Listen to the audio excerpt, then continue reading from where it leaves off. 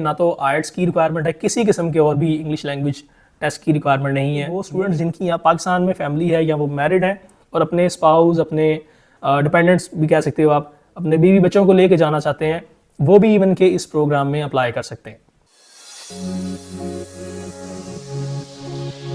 Finland एक ऐसी opportunity है जिसमें आप जो है वो मिनिमम फ़ी के साथ अप्लाई कर सकते हो, और फिनलैंड आने वाले टाइम में भी एक बहुत बेहतरीन ऑप्शन बन सकता है, क्योंकि ये अफोर्डेबल है। इसकी बैंक स्टेटमेंट भी जो है वो पाकिस्तान में आप जो है वो अपनी शो करवाते हो, जो फाइनेंशियल एविडेंस हैं वो आपको पाकिस्तान में दिखाने पड़ते हैं, और मिनिमम एजुकेशन के साथ जो कि 14 ईयर्स ऑफ एजुकेशन है, इसके साथ आप बिना आइट्स के फिनलैंड में आप अपना अप्लाई कर सकते हो। तो इससे बेहतर ऑप्शन फिलहाल अभी कोई हो नहीं सकता। और फिनलैंड में इस वक्त 2 स्पेशलाइज्ड प्रोग्राम हैं जो कि अवेलेबल हैं। फर्स्ट ऑफ ऑल जो नंबर 1 है वो है sustainable energy transition. It's a 1 year post graduate diploma जो कि अवेलेबल है फिनलैंड में, और ये आने वाले टाइम में जो है वो बहुत पॉपुलर फील्ड होने जा रही है, क्योंकि ये जो प्रोग्राम है ये it's totally based on renewable energy, solar technology and wind power. और ये ऐसी फील्ड हैं जो कि आने वाले टाइम में यूरोप में बहुत पॉपुलर होने वाली हैं। इन फील्ड्स की जो जॉब्स की डिमांड है वो भी आने वाले वक्त में 2030 में, क्योंकि यूरोप जो है वो पूरा ग्रीन टेक्नोलॉजी पर शिफ्ट हो रहा है, तो इस वजह से इस फील्ड की स्पेशली जो प्रोग्राम में पढ़ेंगे इनकी बहुत हाई डिमांड होने जा रही है। और ये भी स्टैट्स बताते हैं कि यूरोप में अगर कोई स्टूडेंट्स इस तरह की डिग्री पास करता है और अगर वो इन फील्ड में अगर ग्रेजुएशन अपनी करता है या कोई भी पोस्ट ग्रेजुएशन करता है, तो वो एनुअली मिनिमम भी 45,000 यूरोज पर ईयर सैलरी पर उसको वहाँ पे कोई वर्क परमिट या कोई ऐसी परमानेंट जॉब जो है वो वहाँ पे मिल जाएगी। तो ये बहुत पॉपुलर प्रोग्राम होने वाला है यूरोप में, और ख़ास तौर पे उन स्टूडेंट्स के लिए जो पाकिस्तान से भी पढ़ना चाहते हैं और वो परमानेंट रेजिडेंसी या परमानेंट सेटलमेंट अपनी किसी यूरोपियन कंट्री में देखते हैं। और सेकंड प्रोग्राम है फॉरेस्ट्री इन अ चेंजिंग इन्वायरमेंट।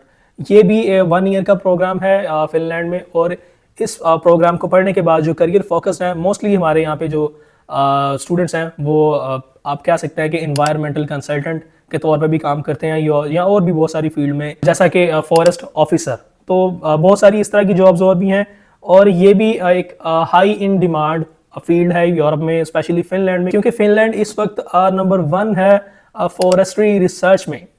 वर्ल्ड का लीडर है, इसको कहा जाता है कि Finland is a leader of world in a forest research. तो ये भी एक बहुत ही हाई इन डिमांड जो प्रोग्राम है जो कि फिनलैंड में स्टूडेंट्स पढ़ सकते हैं। और दोनों ही प्रोग्राम का जो मोड ऑफ स्टडीज़ है वो टोटली जो है वो इंग्लिश में है, और हमारे पाकिस्तानी स्टूडेंट्स को ये भी प्रॉब्लम नहीं है कि वो किसी और लैंग्वेज में पढ़ेंगे तो उनको प्रॉब्लम आएगी, या वो इस प्रोग्राम को बहुत मुश्किल से पढ़ेंगे, तो ऐसा भी बिल्कुल भी नहीं है। ये टोटली इंग्लिश में प्रोग्राम जो है वो पढ़ाया जा रहा है इस वक्त। और एलिजिबिलिटी की बात करें तो जैसा कि मैंने पहले बताया कि इसमें ना तो आइट्स की रिक्वायरमेंट है, किसी किस्म के और भी इंग्लिश लैंग्वेज टेस्ट की रिक्वायरमेंट नहीं है। मिनिमम 14 ईयर्स ऑफ एजुकेशन आपको रिक्वायर्ड है, और इवन के इसमें मास्टर्स वाले या BS ऑनर्स जिन्होंने पास किया पाकिस्तान में वो भी इसमें एडमिशन ले सकते हैं, लेकिन मिनिमम जो रिक्वायरमेंट है वो 14 ईयर्स ऑफ एजुकेशन होनी चाहिए एटलीस्ट, जो कि पास हो एटलीस्ट आपकी।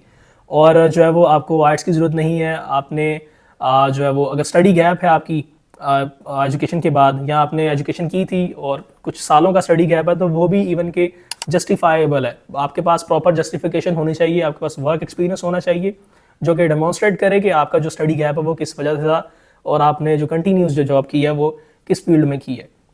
गैप वाले स्टूडेंट्स भी इस प्रोग्राम में एडमिशन इजीली ले सकते हैं। और फ़ी स्ट्रक्चर जो है वो इसका जैसा कि आपको मैंने बताया है कि 7,500 यूरोज़ इसकी टोटल फ़ी है, जो कि पाकिस्तान से फुल फ़ी डिपॉजिट रिक्वायरमेंट है इंस्टीट्यूट की।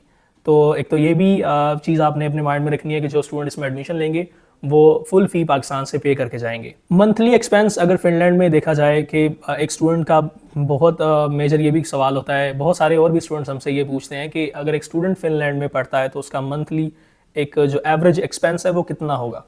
तो फिनलैंड में अगर आप अकोमोडेशन अपनी अरेंज करते हैं तो आपको मिनिमम भी 300 से 500 यूरोज़ में पर मंथ आपको अकोमोडेशन मिल जाती है वहाँ पे। फूड के जो आपके एक्सपेंस हैं, जो फूड आप वहाँ पे परचेज़ करते हो मंथली ग्रॉसरी, वो आपको मिनिमम भी 200 से 300 यूरोज़ में आपको पड़ जाती है।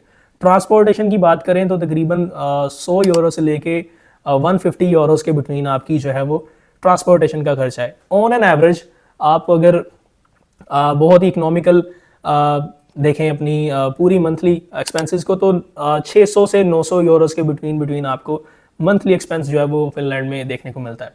तो जिसमें एक तो ये भी बहुत फ़ायदा है कि फिनलैंड में बहुत ही लोएस्ट लिविंग कॉस्ट है, जिसमें आप ज़्यादा अर्न कर सकते हो। स्टूडेंट वहाँ पे 30 आवर्स पर वीक जो है वो लीगली वहाँ पे काम कर सकते हैं। स्टूडेंट्स के पास राइट है कि वो 30 घंटे काम कर सकते हैं। और इस प्रोग्राम की सबसे पहली और सबसे ख़ास बात ये भी है कि वो स्टूडेंट्स जिनकी यहाँ पाकिस्तान में फैमिली है या वो मैरिड हैं और अपने स्पाउस, अपने डिपेंडेंट्स भी कह सकते हो आप, अपने बीवी बच्चों को लेके जाना चाहते हैं, वो भी इवन के इस प्रोग्राम में अप्लाई कर सकते हैं।